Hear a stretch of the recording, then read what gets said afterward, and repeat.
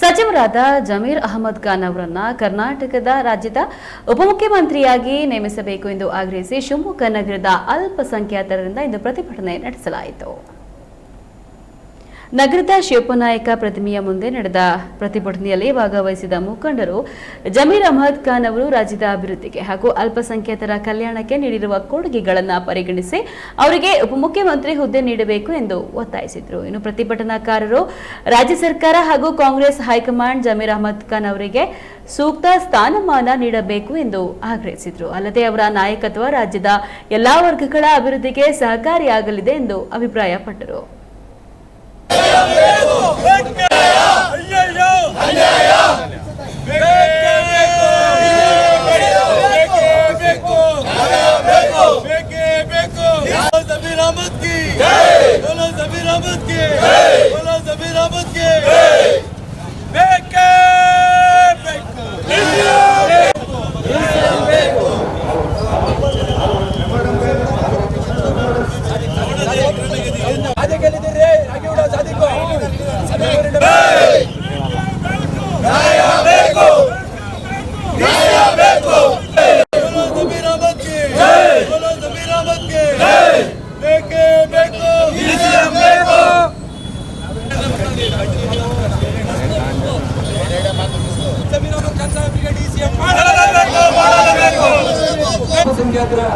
ವಿದೇಶಿಗಳೇ ನಮ್ಮ ಜೊತೆಗೆ ಭದ್ರಾವತಿಯಿಂದ ಬಂದು ಜೊತೆ ಇರ್ತೇನೆ ಅಂತ ಹೇಳಿ ಮಾಧ್ಯಮ ವರ್ಗದ ನನ್ನ ಅಷ್ಟಾಗಿದೆ.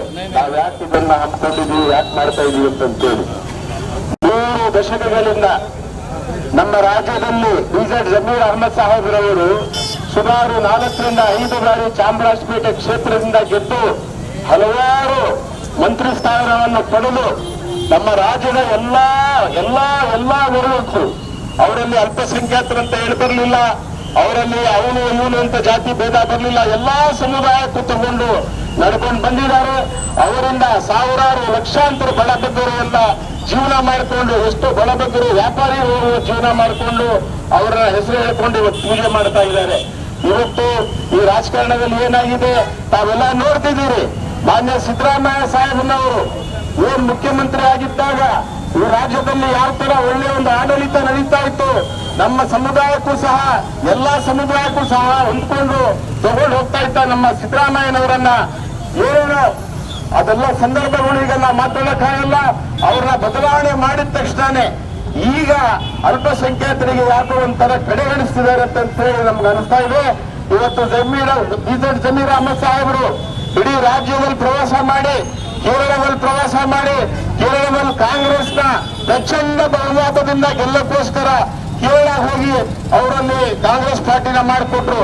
ಇವತ್ತು ಕರ್ನಾಟಕದಲ್ಲೂ ಸಹ ಏನ್ ಇವತ್ತು ನಮ್ಮ ಸರ್ಕಾರ ನಡೀತಾ ಇದೆಯೋ ಇದು ನಮ್ಮ ಅಲ್ಪಸಂಖ್ಯಾತರ ಬಿಜೆಡ್ ಜಮೀರ್ ಅಹಮದ್ ರವರ ಮಾತಿನ ಮೇಲೆ ಇವತ್ತು 137 ಸೀಟುಗಳು ಬಂದು ಈ ಸರ್ಕಾರ ರಚನೆ ಆಗಿದೆ ಅಂತ ಈ ಸರ್ಕಾರ ಅರ್ಥ ಮಾಡ್ಕೋಬೇಕಾಗಿದೆ. ಯಾವುದೇ ಕಾರಣಕ್ಕೂ ಅವ್ರನ್ನ ಕಡೆಗಣಿಸಬಾರ್ದು. ಯಾವುದೋ ಒಂದು ಡೂಪ್ಲಿಕೇಟ್ ಸಿಡಿ ಈ ರಾಜ್ಯ